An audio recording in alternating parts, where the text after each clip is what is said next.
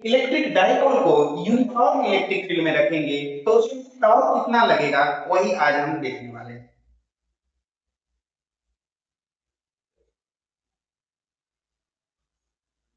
Torque on electric dipole when kept in uniform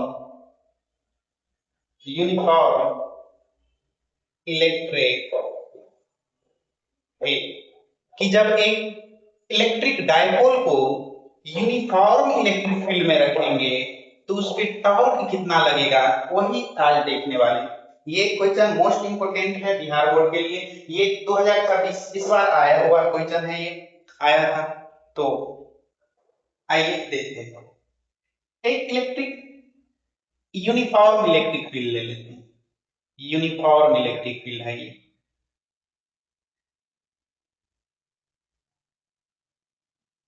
electric field intensity ई मान लेते हैं इसका।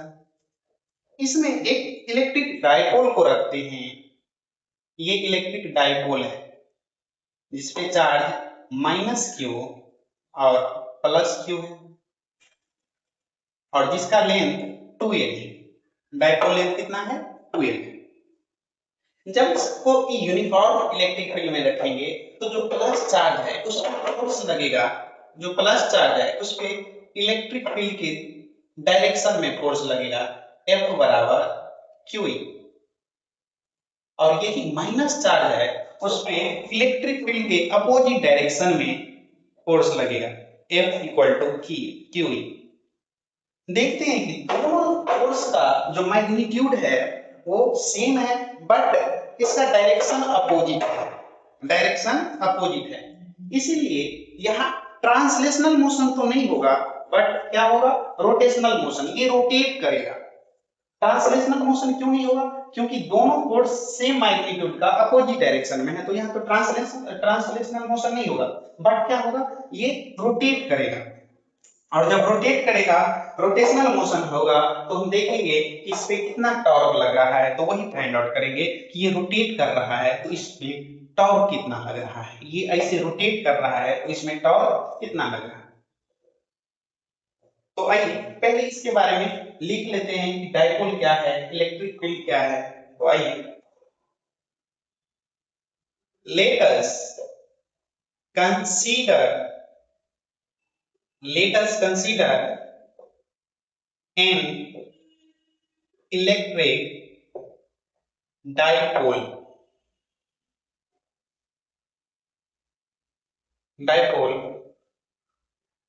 consisting charge -q and +q।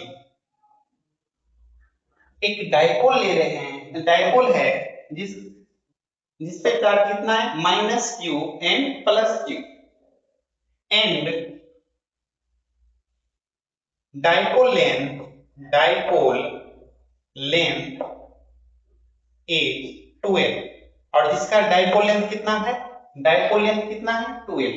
एक dipole लिए इसका जिसपे चार्ज -q और +q है और डाइपोल लेंथ कितना है, 2l। आर केप्ट इन, जिसको रखते हैं यूनिफॉर्म इलेक्ट्रिक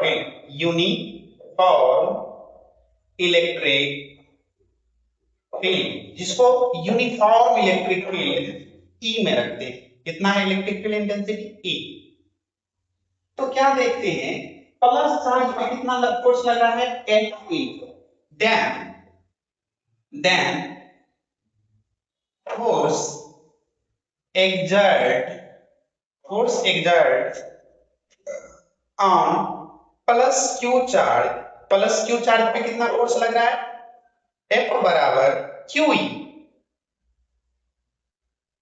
और जिसका डायरेक्शन इलेक्ट्रिक फील्ड के डायरेक्शन में ही है, तो फोर्स कितना लग रहा है, F बराबर QE in direction of electric field. F बराबर कितना फोर्स लग रहा है, QE, इलेक्ट्रिक फील्ड के डायरेक्शन में। और माइनस Q पे कितना लग रहा है, सेम फोर्स लग रहा है लेकिन अपोजिट डायरेक्शन में। लिखेंगे and force exert on minus Q charge, minus Q charge पे कितना फोर्स लग रहा है, माइनस क्यू पे, F बराबर QE in opposite direction of electric field. जो इलेक्ट्रिक फील्ड का डायरेक्शन है उसके अपोजिट डायरेक्शन में लग रहा है। इलेक्ट्रिक फील्ड का डायरेक्शन यदि हम पॉजिटिव एक्स एक्सिस की तरफ मानते हैं तो किधर लग रहा है, माइनस एक्स एक्सिस की तरफ। और यदि देखिए दोनों फोर्स का मैग्नीट्यूड सेम है, तो force having same magnitude but opposite direction, क्या है,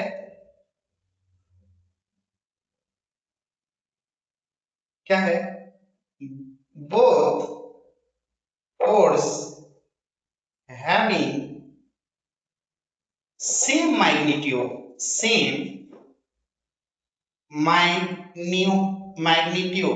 दोनों फोर्स का यदि मैग्नीट्यूड देखें तो सेम है, बट अपोजिट डायरेक्शन, लेकिन उसका डायरेक्शन क्या है, अपोजिट है। इसीलिए इसका ट्रांसलेशनल मोशन नहीं होगा। नेट फोर्स देखा जाए तो इसमें जीरो हो गया, यदि नेट फोर्स का बात करें तो इसमें जीरो हो गया, इसलिए यहाँ ट्रांसलेशनल मोशन नहीं होगा, या कह सकते हैं नेट फोर्स जीरो, ठीक, या ये भी कह सकते हैं देयरफॉर ट्रांसलेशनल मोशन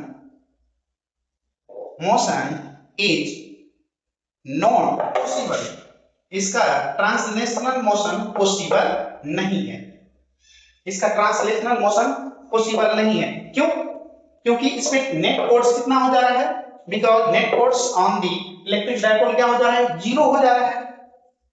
जब ट्रांसलेशनल मोशन नहीं हो रहा है, और ये भी देख यहां दिख रहा है कि दोनों जो फोर्स है वो कोएक्सियल नहीं है, और जब सेम मैग्नीट्यूड का फोर्स यदि कोएक्सियल नहीं है तो ये रोटेट करेगा, और जब ये रोटेट करेगा, रोटेशनल मोशन होगा, तो यहाँ टॉर्क एक्सर्ट होगा, और टॉर्क कितना होता है वही फाइंड आउट करना है। तो क्या होगा, here only rotational motion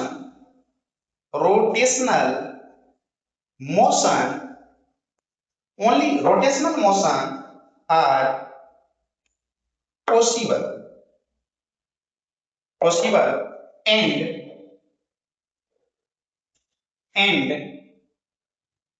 torque exert on it, और इस पे क्या लगेगा, टॉर्क लगेगा, और टॉर्क बराबर जानते हैं, टॉर्क बराबर क्या होता है, टॉर्क बराबर होता है फोर्स गुने परपेंडिकुलर डिस्टेंस, क्या होता है, फोर्स गुने परपेंडिकुलर डिस्टेंस।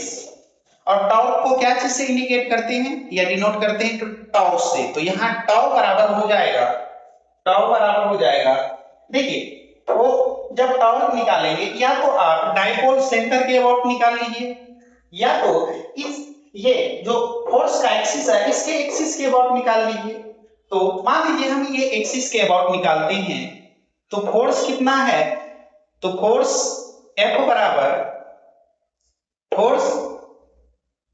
F बराबर कितना है, QE, या यहाँ फोर्स ही लिखते हैं, फोर्स अगुने परपेंडिकुलर डिस्टेंस, ये कितना होगा, यदि हम ये एंगल थीटा मानते हैं तो ये क्या हो जाएगा, 2L sin theta, vertical component क्या हो जाएगा, 2L sin थीटा, और ये वाला कंपोनेंट कितना होगा, 2L cos थीटा। तो हमें तो वर्टिकल कंपोनेंट से ही जरूरी है क्योंकि परपेंडिकुलर डिस्टेंस चाहिए, तो फोर्स अगुने परपेंडिकुलर डिस्टेंस कितना है, 2L sin थीटा, और यदि F का वैल्यू देते हैं क्या है, QE F बराबर क्या है QE 2L sin थीटा, और यहाँ इसे Q इंटू 2L लिख सकते हैं E sin थीटा। तो यहां से टॉर्क बराबर क्या हो गया, यदि टॉर्क बराबर देखें तो Q इंटू 2L को P कहते हैं, डायपोल मोमेंट कहते हैं। एक मिनट, इसको कहां लिखा है, हाँ हो जाएगा। इसे Q इंटू 2L को P बराबर डायपोल मोमेंट बराबर क्या होता है Q इंटू 2L, तो इसे हम क्या लिख सकते हैं P E sin थीटा। तो टॉर्क बराबर यहां से क्या हो गया PE sin थीटा। तो यही निकालना था कि जब एक डायपोल को यूनिफॉर्म इलेक्ट्रिक फील्ड में रखेंगे तो इस पे टॉर्क कितना एक्सर्ट होगा। चलिए तो एक बार फिर से देख लेते हैं क्या है। एक इलेक्ट्रिक डायपोल लिए, क्या लेट अस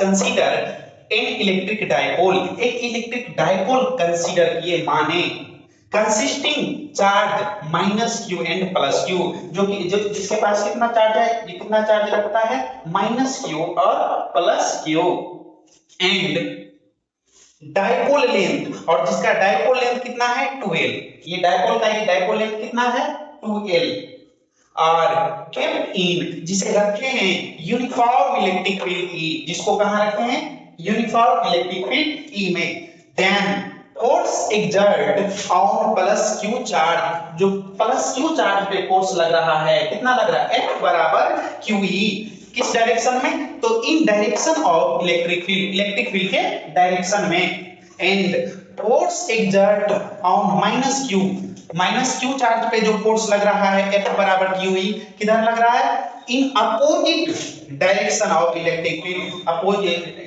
के अपोजिट डायरेक्शन में। और देखते हैं कि both force having same magnitude, जितना ये फोर्स का मैग्नीट्यूड है वही मैग्नीट्यूड इसका भी है, बट अपोजिट इन डायरेक्शन, और इसका डायरेक्शन क्या है अपोजिट, एक पॉजिटिव एक्स एक्सिस की तरफ है तो एक नेगेटिव एक्स एक्सिस की तरफ है।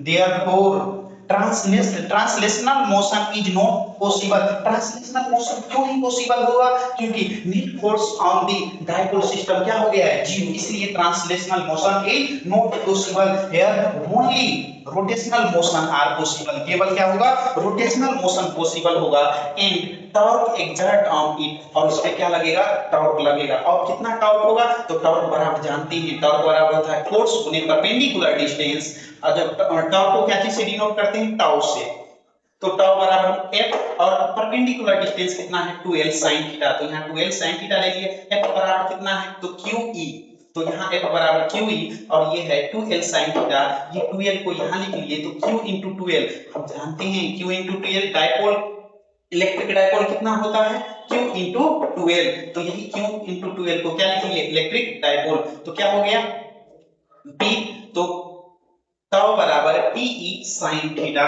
और इसी को यदि वेक्टर फॉर्म में लिखना चाहते हैं, टॉर्क कितना आया है, टॉर्क आया है PE sin थीटा, यही आया है ना, इसी को यदि आप वेक्टर फॉर्म में लिखना चाहते हैं तो क्या होगा, जानते हैं एक फॉर्मूला होता है A vector cross B vector बराबर होता है A B sin थीटा, तो यहाँ PE sin थीटा है तो इसे लिख सकते हैं टाउ वेक्टर बराबर P vector cross E vector, तो ये बहुत इंपॉर्टेंट है वेक्टर फॉर्म, आप लोग याद रखेंगे वेक्टर फॉर्म आता है कि टाउ बराबर क्या होगा, दे दिया रहेगा कि Q into P, Q dot P sorry P dot E या E dot P, ऐसा कुछ दिया रहेगा, ठीक, तो आप लोग देखिए आप लोग हमेशा P क्रॉस E ही मानेंगे, क्योंकि डॉट क्रॉस प्रोडक्ट में ऐसा नहीं होता है कि A क्रॉस B को आप B क्रॉस A नहीं लिख सकते, ऐसा नहीं लिख सकते, ये हो जाता है माइनस B क्रॉस A, तो इसीलिए हमेशा याद रखेंगे P क्रॉस E ना कि E क्रॉस P, हमेशा क्या याद रखेंगे टाउ बराबर P क्रॉस E। आज रहने दीजिए इतना ही, नेक्स्ट क्लास में हम देखेंगे कि जब कोई इलेक्ट्रिक डायपोल को यूनिफॉर्म इलेक्ट्रिक फील्ड में रखेंगे तो इसके पोटेंशियल एनर्जी कितना होगा, ये रोटेट करेगा तो पोटेंशियल एनर्जी कितना होगा।